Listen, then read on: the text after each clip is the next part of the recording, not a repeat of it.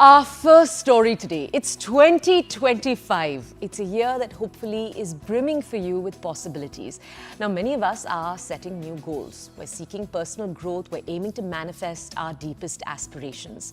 The beginning of a new year inspires reflection for all of us. And there's a sense of renewed commitment to whatever your personal goals are.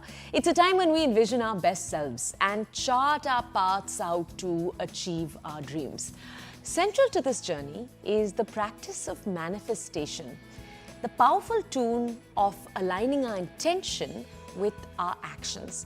We often hear this word manifestation in several contexts, and it's crucial to understand what manifestation is. Is it just wishful thinking? Is it more than wishful thinking? What takes it from just wishful thinking to more?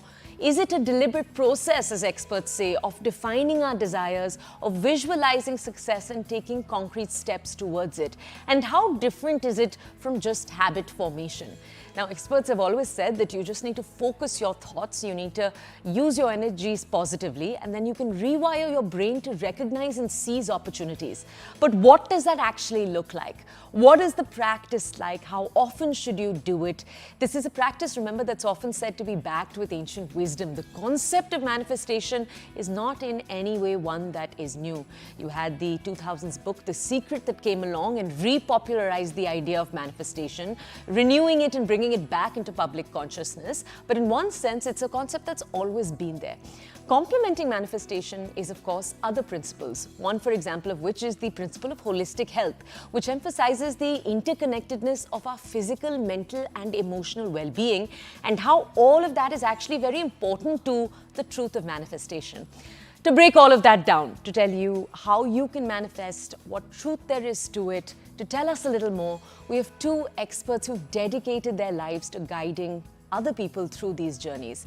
First up, to tell us a little more, we have Dr. Mickey Mehta. Dr. Mickey Mehta is someone who's renowned as a life coach. People turn to him for positive guidance every single day, and we thought we'd come to him to understand a little bit more. Dr. Mickey or Dr. Mehta, how would you like to be known, sir? We should check that out with you first, and then we'll go ahead with our further questions. Mouse in the house. Love it. All right. Okay, so Dr. Mehta or Dr. Mickey or Mouse in the House, that doesn't feel right yet for the morning, so we'll ease into it. But tell our audiences first, what to you is the truth to manifestation? Because manifestation is one of those tricky topics that in the last few years, I've also seen a lot of books and experts refer to it as pseudoscience. So to you, where is the science? How can one ground themselves in the realistic parts of it? How do you look at the discussion around the concept? To set the records right, The Secret wasn't the first book on manifestation. Deepak Chopra's 7 Spiritual Laws of Success, way back in early 90s, the highest seller ever, was the first book on manifestation. Secret was a copy-paste. Deepak Chopra delved deep into the realm of Samarpan, Swikriti. Samarpan is what? Absolute surrender, submissiveness. Swikriti is acceptance. Then Samarthan, that you get from the universe. Then you become Samarth and Saksham. Then you get Siddhi. And then Sankalpa and Samruddhi. So that's the process of manifestation. And to explain this scientifically, the quantum physics says that energy is superconscious, indeterministic. But when you put attention to the field, you energize it. When you put intention into the field, you transform it. So manifestation can be explained. The manifestation of a terrorist, because of their determination, they sometimes win over the determination to stop the terrorism. There is no God sitting out there to stop terrorism. It is the determination of the human being. Only a human being can rise above gods or fall below animals with the power of his consciousness. This consciousness is the reason why we manifest. But the manifestation of people in deep faith is about being completely submissive. When we talk about the flow. The flow is nothing but put your faith to test. Allow the manifester to manifest. And the best happens to you. Then coming back to the science, which Joe Dispenza explains it very well. the coherence of your head and the heart. Now that is also nothing but the unity consciousness of yoga. When you sit in samadhi or when you sit in siddhi or sukhasan, your whole position is a sacred geometry for you to wish and put your Agyan chakra into play, focus on that and imagine. So when circumstances can create feelings, imagination and feelings can create circumstance also. It's the opposite.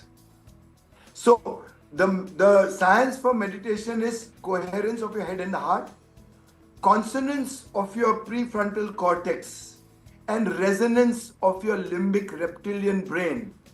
Alignment of your chakras right from Mooladhara, which is the Kund, which is the potential energy, to become the immeasurable manifested energy. So when you align with your Sahasrara, with your pineal Agyan, then with your Vishuddhi, then Anahat means Karuna, and then your Manipura, then Swadhisthana, and then your Kundali. Now this Sushma Nadi, the subtle, which cannot be seen by naked eyes, but can be realized and can be aligned for you to become wholesome and soulsome. Only soulsome people can consciously manifest, but others can accidentally manifest also. So manifestation is nothing but the determination. Very, very important is, why do we want to manifest when there is always an override above us? What is the override? The collective consciousness. Every human being can manifest up to 99%, but that 0.1% will be the override of the collective consciousness, which we call preordained. So life is both, and there is no contradiction here, and there is no paradox also. Life is preordained and life can be manifested. Now both work together in harmony. So when we say what is yoga, yoga is nothing but creating harmony of the confluence of energies. Ganga comes from here, Yamuna comes from here. They meet at a point of confluence which is Prayagraj, and Saraswati is born. So consciously with yoga principles you can birth new entities. So confluence. Then sacred geometry. Manifestation is about being in sacred geometry, and right from making your body subservient, you make the energy feel subservient. So, Dr. Miki, can I just Yeah. ask you, if we take everything that you're saying and break it down into simple steps for our audiences, I really want to ask you to almost give us a step-by-step here, because there's a lot of contradictory instructions out there. Let me just shed light there. There's, some experts who say that write about what you want, but when you write about it as if it's already happening. For example, if I wanted to be a national level basketball player, to say I am a national level basketball player. The other is the tactic of visualization, to sit for 10 minutes, already imagine yourself as one.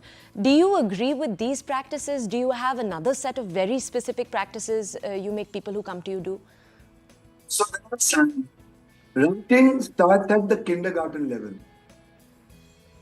Speaking starts at a little graduation level. And manifestation in silence, sankalpa, siddhi, samruddhi, samadhi happens at the most advanced level.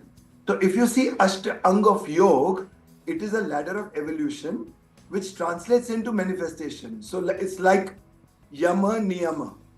So your interactive discipline with yourself and your environment in one parlance. Then Asana Pranayama, your sacred geometry and your regulated breath. Two more ingredients for manifestation. Then Pratyahara, internalizing of senses, which means silencing your inner dialogue and the conflict between your head and the heart. Pratyahara. Then Dhyana. Then attention. Then Dharna. एक चीज के लिए अगर धारणा कर दी, then you will not let go till you fulfill it. Then sadhana samadhi. Dhyan, dharana, samadhi. Then in samadhi is the ultimate fulfillment of your being in one thought. Ekjut means unison. Ekagrata means in completeness and wholeness. And it is a perfect science. Today, neuroscientists are talking about that it's beyond your brain. Your brain is just an actualizer of everything which is outside of there in Akasha. Your brain is like a TV set. You switch on what is being played outside. You catch and you create and transmit. So that's the difference between the actual TV and the brain. So you receive as a television, but you transmit as a transponder also. So which is why only human beings can rise above gods or fall below animals. Krishna, Christ, Muhammad, Mahadev, Zarathustra, Buddha, everyone, all of them were human beings and gods in seed form. They nurtured, they blossomed, they became gods. What stops you and me? So yoga, Ayurveda, naturopathy are the tools of not just manifestation, because manifestation is at the lowest level of spirituality. The highest level of spirituality is absolute swikriti, acceptance, absolute surrender, because you are in absolute faith. So you don't want to get out to manifest. Oh, wow. You are in so much faith that you allow the manifester to manifest. You can become the co-creator by participating in the manifestation. So every human being can become a co-creator of his destiny, because we have two legs to walk towards it. We have two hands to make it. We have a mind to perceive it, a heart to believe it, and a spirit to achieve it. But being in the mode of swikriti and samarpan, that is when you become samarth, saksham, and you get the samarthan of the whole universe. Then siddhi, sankalpa, samadhi, samruddhi. Dr. Mickey, can I just ask you then, maybe lastly, because I think we just have a few minutes left. You said something very beautiful right now, that the highest form of spirituality is actually giving oneself in, surrendering entirely to the present and to what maybe the creator or the universe has in store for you. But you also said that one can be a co-creator in manifesting. I just want to ask you, is one way of doing that, perhaps in a way that really allows the universe to take hold of you, is one way of doing that actually maintaining yourself as much as you can in the optimal physical health? So in some ways you're, the most healthy instrument through which the universe can channel itself? So, living a life with the laws of nature, now people call it the laws of physics. So your circadian rhythm, your sleep-wake cycle, your eating clean, regulated conscious breathing, what people call movement therapy, is being reduced to being an animal and instinctive. Let's call it yoga. Yoga, asana, the seat of consciousness, the seed of consciousness. So when you actually do Tadasana, the attributes of a palm tree become you. So when you actually do a Dhanurasana, the power of the bow to align the trajectory and to hit with the mark to make you an archer by default happens. So the spiritual ways of health, healing and wholeness starts with dhyana, which means first letting go before you start any practice. And don't practice yoga, live yoga. So letting go, emptying yourself. So when you do Anuloma Viloma, the importance should be on Viloma in emptying yourself. The more you empty, the more you can refill, is the Tao, philosophy of Tao. So till you empty, you cannot refill. And the man is the most courageous who knows how to let go. Because when you empty, you get filled in. So when we actually put our forehead to the ground and touch the Agyan Chakra to the ground, which means we are grounded and the occipital cavity opens up, because otherwise it is constricted and restricted. So ego is always in play, the me, I becomes high. But when you do like this, the I dissolves and the we-ness comes in. So the we-ness is the wellness, because harmonizing is wellness. Wellness is not about detox, it's all nonsense. Wellness is about surrender, swikriti, reorient, reorganize. Just allow it to happen. Because when you are in surrender, you are getting reset, reorganized, reoriented by itself. You are not the karta. We have the ego that I am doing this. No, it happens. I am writing my 8th book, Curd Karma, in which the karma of the yogurt is so important that take very little yogurt and lots of milk, blend it and leave it for 12 hours. दही अपने आप जमेगा, हर घंटे चम्मच घुमाओगे तो दही कैसे जमेगा? So inaction. So the manifestation of inaction is the highest order of spirituality. Dr. Mehta, you've elevated our discussion today. Thank you for introducing this point, because we started by asking you, how does one manifest their dreams? You've almost said, have your dream in mind, but allow the universe to do its own work. Let the universe, in a sense, jamao your curd, where your curd is your dream. Let it do the work for itself. Yeah, dahi jamne do. And 30 seconds for my 10 commandments of real wellness. Sure. Commandment number 1. Let wellness be the religion number 1, because wellness unites and religions divide. Commandment number 2, join a wellness revolution for human evolution and not to lose weight from here and here. Commandment number 3, for strong biceps, the best exercises uplift the poor. Commandment number 4, the best exercise for strong shoulders is to take the responsibility of the underprivileged. Commandment number 5, the best exercise for strong legs is to be rooted in humility, to be better rooted in humanity.